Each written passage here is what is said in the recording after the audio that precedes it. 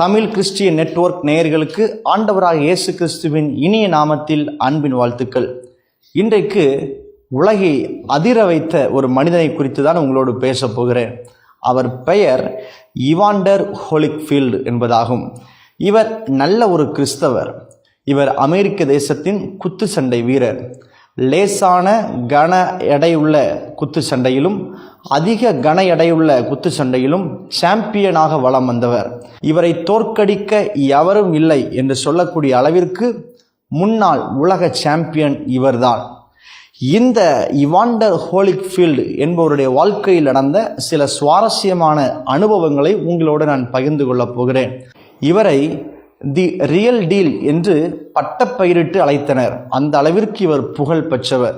1984 ஆண்டு ஒலிம்பிக் போட்டியில் லேசான கன எடை குத்துச்சண்டை போட்டியில் வெண்கல பதக்கம் பெற்றவர்.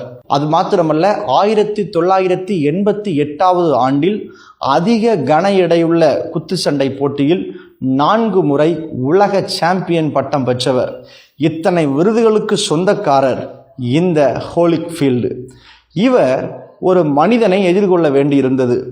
இவருக்கு போட்டியாக ஒரு மாபெரும் ஜாம்பவனாக ஒருவர் எழும்பினார். அவருடைய பெயர் மைக் டைசன் என்பதாகும். யார் இவர்? இவர் கடவுளை நம்பாதவர். இவர் அடிக்கடி இவர் வாயில் பயன்படுத்துகிற வார்த்தை என்னவென்றால், குத்துச்சண்டை வளையத்துக்குள் நான் வந்துவிட்டால் நான் தான் கடவுள், இயேசு கிறிஸ்துவே இங்கு வந்தாலும் நான் சண்டையிடுவேன் என்று மன தைரியத்தோடு பகிரங்கமாய் அவர் பல இடங்களில் அவர் பேட்டி கொடுத்து வந்தார். இப்படி பகிரங்கமாய் கர்ஜிக்கிற பரிசுத்த தெய்வத்தை இகழ்ந்து பேசுகிற இவனுடைய வார்த்தைகள் இந்த ஈவான் ஹோலிக்ஃபீல்டருக்குள் ஒரு மாபெரும் தாக்கத்தை ஏற்படுத்தியது. இவனை ஒரு நாள் வீழ்த்தியே ஆக வேண்டும் என்று லட்சியத்தோடு வாழ்ந்த அவருக்கு ஒரு நாள் அந்த வாய்ப்பு வந்தது. 1996 ஆண்டு இருவரும் சண்டையிட வேண்டிய ஒரு வாய்ப்பு அமைந்தது. முழு உலகமும் உற்று கவனிக்கிறது. இருவரும் மாபெரும் ஜாம்பவான்கள். இவனை வீழ்த்தி பதக்கம் வாங்க வேண்டும் என்கிற எண்ணத்தை விட இவனை வீழ்த்தி இயேசுதான் தெய்வம் என்பதை நிரூபித்து காட்ட வேண்டும் என்கிற எண்ணம்தான் அவருக்குள்ளாய் அதிகமாயிருந்தது. ஆகவே அனுதினமும் ஜெபத்தோடு பிரயாசப்பட்டார், பயிற்சிகளை மேற்கொண்டார். அந்த குறித்த நாளில் தன்னுடைய ஆடையில் பிலிப்பியர் 4:13 என்னை பலப்படுத்துகிற இயேசு கிறிஸ்துவினாலே எல்லாவற்றையும் செய்ய எனக்கு பலன் உண்டு என்கிற வாசகத்தை எழுதினார். இந்த வாசகம் பொறிக்கப்பட்ட ஆடையோடு கூட அவர் குத்துச்சண்டை வளையத்துக்குள் நுழைந்தார். முழு உலகமும் இந்த இருவரையும் கவனிக்க துவங்கியது. இவரோ தேவ பலத்தை சார்ந்து உள்ளே நிற்கிறார். இன்னொருவன் தன் சுய பலத்தை சார்ந்து உள்ளே நிற்கிறான். இருவருக்கும் இடையில் விறுவிறுப்பான விளையாட்டு நடந்தது. இறுதியில் அந்த மைக் டைசன் என்கிற ஜாம்பவான் தோற்று போய்விட்டார்.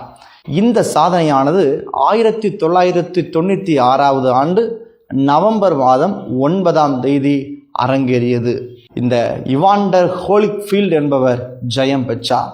ஜெயம் பெற்ற பின்பு அந்த வாசகத்தை மக்களுக்கு காட்டியவாறே நடந்து வந்த இவர் ஒரு தொலைக்காட்சி ஒன்றிற்கு பேட்டி கொடுத்தார். பேட்டியின் போது தன்னுடைய தலையின் மேல் ஒரு தொப்பி அணிந்திருந்தார். அந்த தொப்பியில் இயேசுவே ஆண்டவர் என்கிற வாசகமும் பொறித்து தைரியமாய் சாட்சி கொடுத்தார். அன்றைக்கு பழைய ஏற்பாட்டில் தாவீது கோலியாத்துக்கு முன்பு ஜெயம் எடுத்தது போல இந்த மைக் டைசன் என்கிற ஜாம்பவானுக்கு முன்பு இந்த ஹோலிக்ஃபீல்டு ஜெயம் எடுத்து தெய்வத்தை நிரூபித்து காட்டினார். சுய பலம் தேவ பலனுக்கு முன்பாக ஒன்றுமில்லாமல் போய்விடும் என்பதற்கு இது ஒரு நல்ல ஆதாரம். தேவ ஜனமே, நம்முடைய நம்பிக்கை நம்முடைய சுய பலத்தின் மேலோ நம்முடைய அனுபவத்தின் மேலோ இருக்கக்கூடாது. அவரையே சார்ந்து கொண்டு அவர் பலத்தையே சார்ந்து கொண்டு ஜெயம் எடுக்க ஆண்டவர் நமக்கு உதவி செய்வாராக. இந்த நல்ல தகவலை உங்கள் நண்பர்களுக்கு பகிர்ந்து கொள்ளுங்கள். அவர்களும் ஆண்டவர் மேல் நம்பிக்கை வைக்க இந்த சம்பவம் ஒரு ஏதுவாக இருக்கட்டும். தேவன் நம்மை ஆசீர்வதிப்பாராக. மறுபடியும் நல்ல ஒரு சுவாரஸ்யமான தகவலோடு உங்களை சந்திக்கிறேன். நன்றி.